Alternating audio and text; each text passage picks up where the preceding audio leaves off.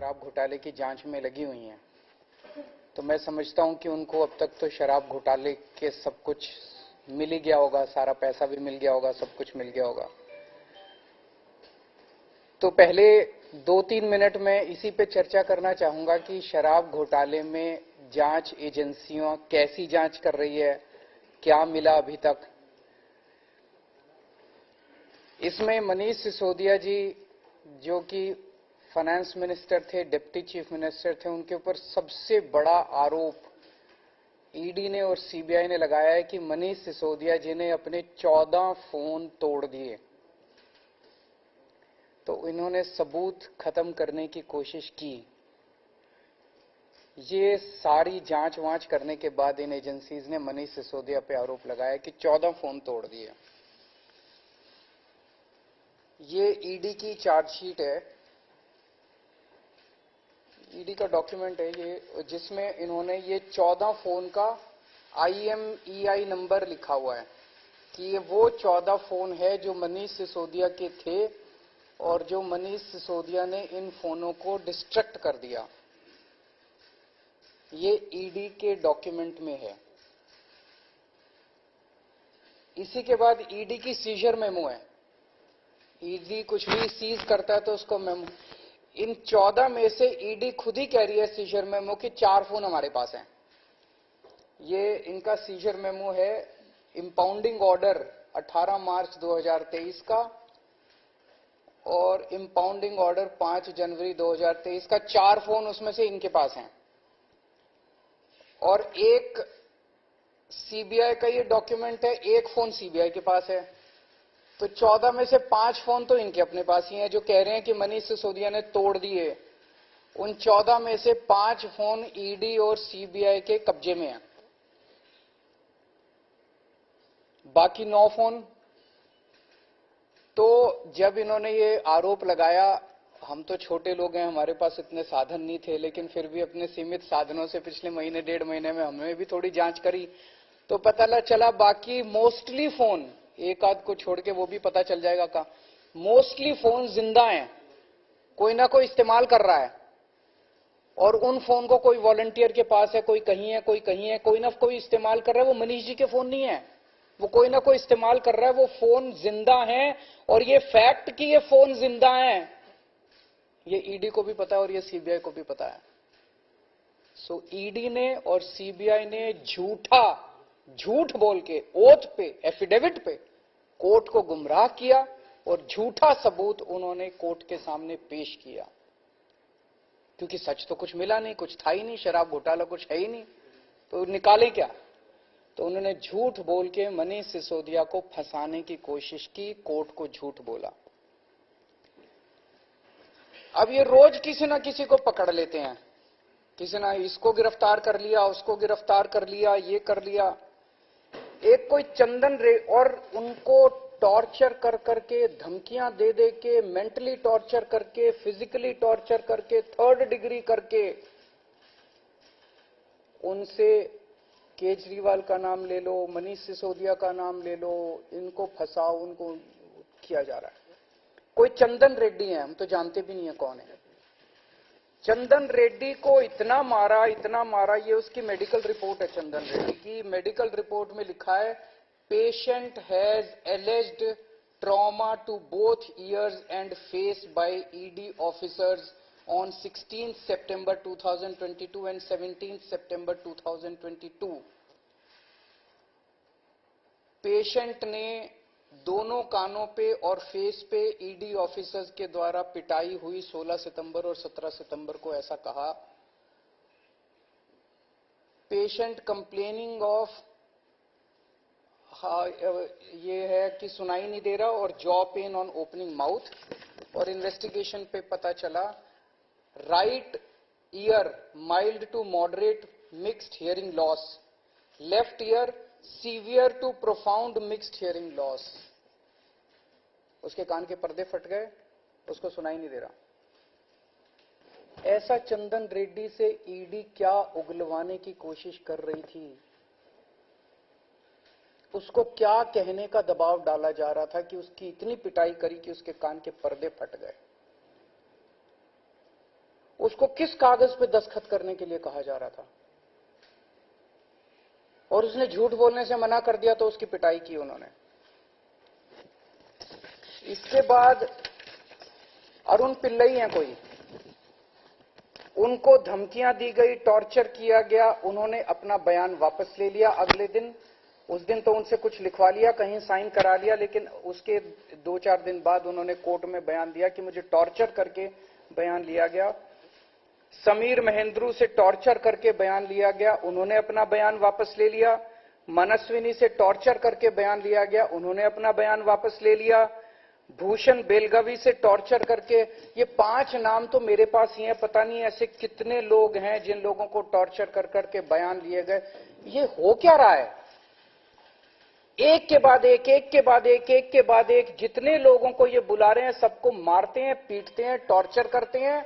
एक ऐसा व्यक्ति है जिसे एक कमरे में उस व्यक्ति को बिठा रखा था, दूसरे कमरे में उसकी वाइफ को और उसके पिताजी को बिठा लिया, और उसको बोलते हैं कि या तो इस कागज पे साइन कर दे, नहीं तो तेरी पत्नी को और तेरे पिताजी को भी जेल भेज रहे हैं। ये चल क्या रहा है? मैं प्रधानमंत्री जी से पूछना चाहता हूं, ये चल क्या रहा है? जहां कोई घोटाला नहीं हुआ वहां पे कोशिश की जा रही है जबरदस्ती करके, लोगों से जबरदस्ती करके, मार के, पीट के, धमकियां देके बयान लिखवाने की। एक व्यक्ति है, उससे कहा गया कि कल देखते हैं तेरी बेटी, उसकी 2 जवान बेटियां हैं, कल देखते हैं तेरी बेटी कॉलेज कैसे पहुंचती है। ये जांच चल रही है इन लोगों के।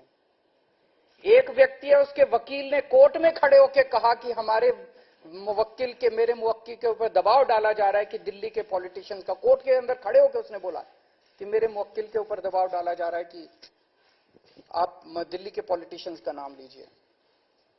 ये इनकी जांच चल रही है।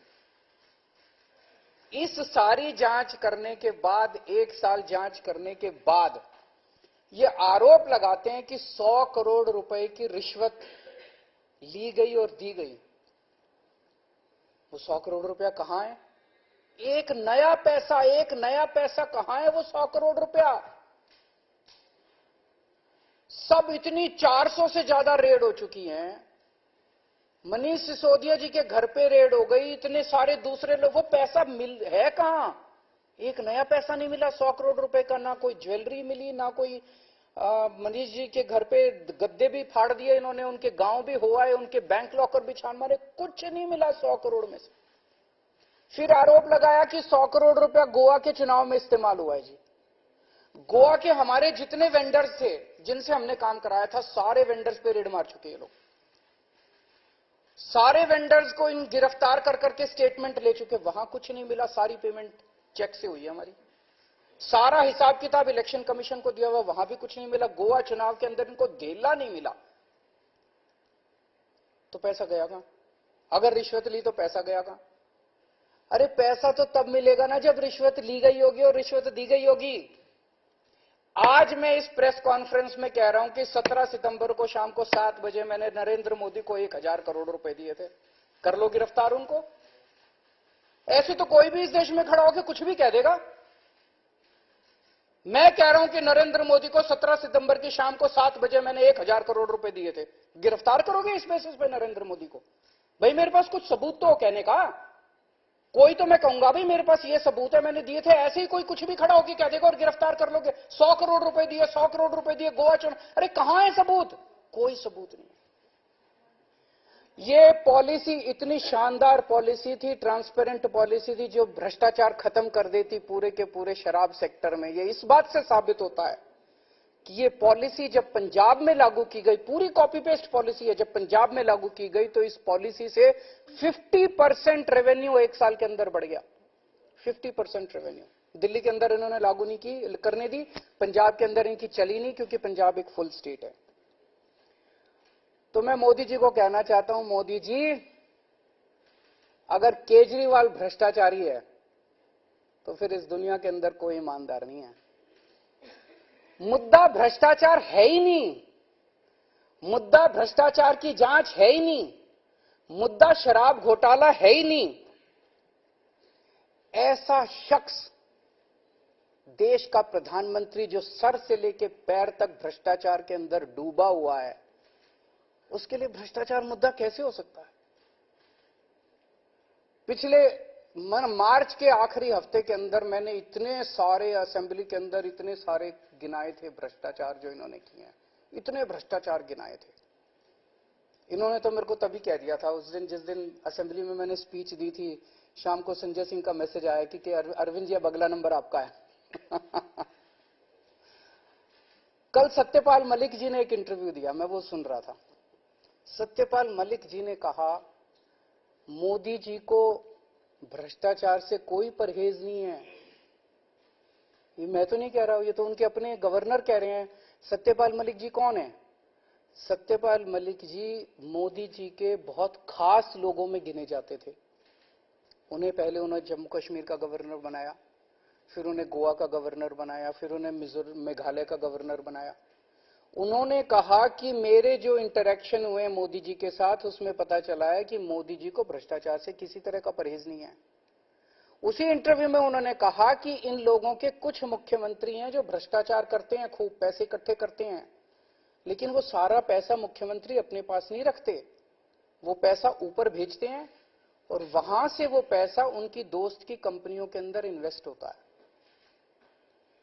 मैंने भी तो इसी तरह का कुछ कहा था अपने उसमें, तो चलो मेरी बात तो नहीं मानी, अब तो गवर्नर इनके अपने गवर्नर कह रहे हैं। तो ऐसा व्यक्ति जो इतना भ्रष्टाचार कर रहा है, उसके लिए भ्रष्टाचार मुद्दा हो ही नहीं सकता। उनके लिए भ्रष्टाचार मुद्दा थोड़ी है। तो फिर ये आम आदमी पार्टी के पीछे क्यों पड़े हैं? 75 साल के भारत के इतिहास में किसी एक पार्टी को इतनी बुरी तरह से टारगेट नहीं किया गया जिस तरह से आम आदमी पार्टी को ये लोग टारगेट कर रहे हैं।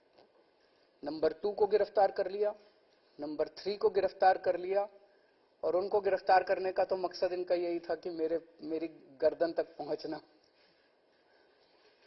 तो अब ये मेरे पीछे पड़े हैं, मुझ तक पहुंचने की कोशिश कर रहे हैं। किसी पार्टी को इस तरह से नहीं टारगेट किया गया जिस तरह से आम आदमी पार्टी को टारगेट किया गया। उसका एक कारण है, वो कारण है कि 75 साल के बाद आम आदमी पार्टी ने इस देश को एक ऐसी उम्मीद दी है जो कि कोई पार्टी नहीं दे पाई। गुजरात के अंदर 30 साल से बीजेपी की सरकार है, उसमें 12 साल प्रधानमंत्री मोदी जी खुद वहां पे मुख्यमंत्री रहे। 30 साल के अंदर ये एक सरकारी स्कूल ठीक नहीं कर पाए, एक भी सरकारी स्कूल ठीक नहीं कर पाए। जब मोदी जी को फोटो खिंचवाने के लिए सरकारी स्कूल में जाना था तो एक टेम्पोरेरी क्लास, एक टेंट के अंदर टेम्पोरेरी क्लास बनानी पड़ी उनको फोटो खिंचवाने के लिए। फोटो खिंचवाने लायक सरकारी स्कूल भी नहीं बना पाए। और 5 साल के अंदर दिल्ली के हमने सारे सरकारी स्कूलों का कायाकल्प कर दिया। 5 साल के अंदर हमने सारे सरकारी स्कूल ठीक कर दिए।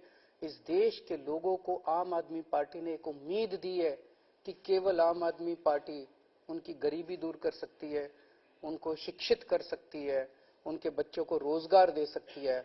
आम आदमी पार्टी ने इस देश के लोगों को उम्मीद दी है। प्रधानमंत्री जी उस उम्मीद को कुचलना चाहते हैं। प्रधानमंत्री जी नहीं चाहते कि वो उम्मीद आगे बढ़े, क्योंकि अभी तक इन सारी पार्टियों को की मिलके जो लूट चल रही थी, अगर इनको स्कूल बनवाने पड़ गए, इनको अस्पताल बनवाने पड़ गए, तो उनको लूटने के लिए पैसे नहीं बचेगा।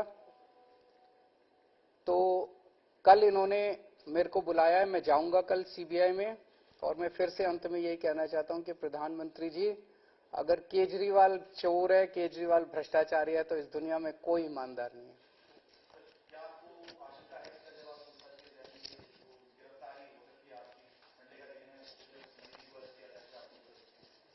भाई ये बीजेपी वाले तो मैं कल से देख रहा हूं प्रेस कॉन्फ्रेंस कर करके यही कह रहे हैं कि केजरीवाल को गिरफ्तार करेंगे।